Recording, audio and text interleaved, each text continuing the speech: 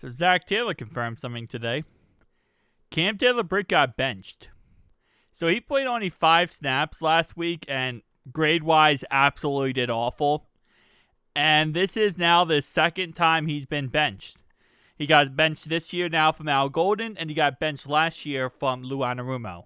So, at the end of the day, it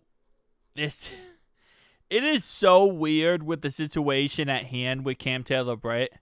The guy looked so good in the beginning of his career, and now he's just, to say he's fallen off is an understatement.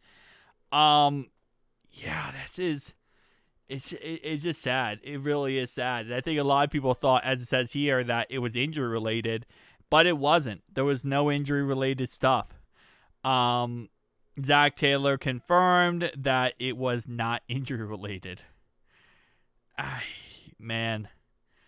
I mean, at this point, what do you do, right? Because obviously our secondary is already going through stuff, right? Our secondary's not the best. I mean, you hit free agency, and who else are you going to go for is now the question.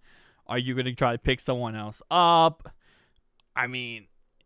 Obviously Cam Taylor-Britt's in his last year, so trading him is going to be difficult, and I don't know if anybody really wants Cam Taylor-Britt at this point. But, so if I go to 2025, who's available right now in free agency, this is what free agency looks like. James Bradbury, Kendall Fuller, Stephon Gilmore, Michael Davis. I still don't understand how Asante Samuel Jr. is not picked up yet. I understand that he's, injury prone and stuff, but I'm surprised the team didn't even give him a chance. I thought somebody would pick him up in some capacity. Nobody wants Cam Sutton because of him as a person and what he did when he left the Lions. Got arrested and stuff and very awful things. But, yeah, no, free agency is just a cesspool at this point when it comes to who you should or shouldn't go for.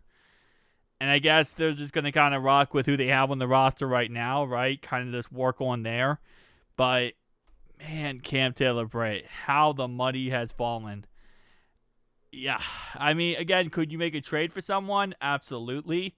A lot of times whenever you're thinking about who could potentially be traded, if you go to this spottrack.com and you go to 2026 cornerback free agency or any position, go to available. So these are guys on the last year of their contract.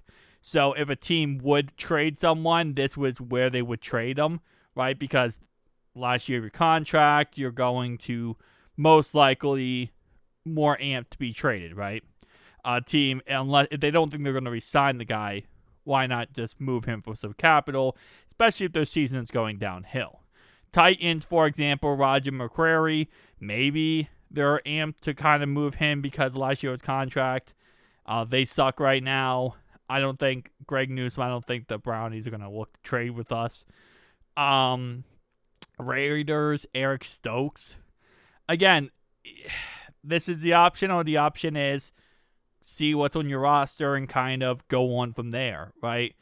And, man, it's like one blow after another blow at this point, man. This sucks, but it is what it is. As Zach Taylor says, because apparently we like to quote Mr. Zach Taylor, adversity sucks, and we should not blame the coaches. That's how I feel like he says that in my head. In my brain, that's what I hear when Zach Taylor talks. Just utter nonsense. Yeah, again, just nothing really. This is a problem too. We are so early in the season that even though, let's say that obviously the Titans are 0-4, right? I believe they're 0-4. The Giants are 0-4 too. We're so early in the season, unless you are 0-4, a lot of teams, they're not even going to give up yet. Obviously you don't give up in the season this early, but a lot of these teams, they're still we have a chance, coaches, we still have a chance, it's still a chance out there. So you have this weird dynamic where there are teams that maybe they won't trade one of their guys because they still feel like, hey, this is not over yet. And again, don't get me wrong, after week 4, your season's not over. But you kind of have a trajectory of where to go, right? So we're going to have to wait probably closer to the trade deadline to really see a move being made. And then for the Bengals' point of view, do you make the move? Because then it's also the opposite point of view. For the Bengals side here, you lose the next 3 games, okay? Then let's say we did lose the next 2 games. Sorry, we lost the Broncos. We lost the next 2 games. Now we're 2-4. Now you start to think, okay, are you going to trade away Trey Hendrickson? Are you going to trade away this guy or that guy? Right? You're starting to think about making moves yourself rather than trying to get guys. You're trying to gain capital to be able to really, have a good draft next year. So, it's a mess. See you guys next one, though.